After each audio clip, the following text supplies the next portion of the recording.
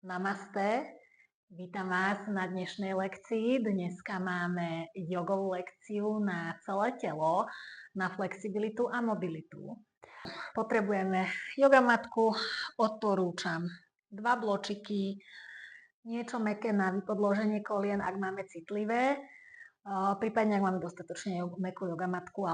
A s výdychom si dáme tentokrát dlane na kolená, ideme do predklonu a chytíme si petu alebo členok.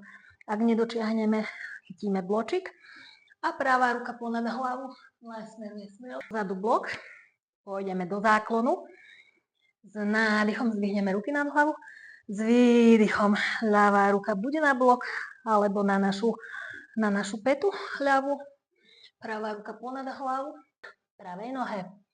Brúško chceme položiť čo najviac k stehnu. Koleno vystierame a budeme chvíľu držať. Koleno. Prenášame váhu na ľavú ruku a pomaličky otáčame, zakročíme tú pravú nohu dozadu.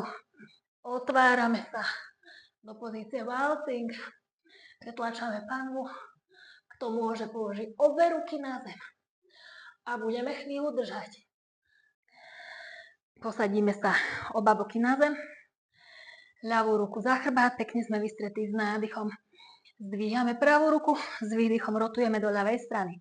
A dáme si buď pravý lakeť, alebo celé prece pred naše pravé koleno. Pravá hlava na hlavu.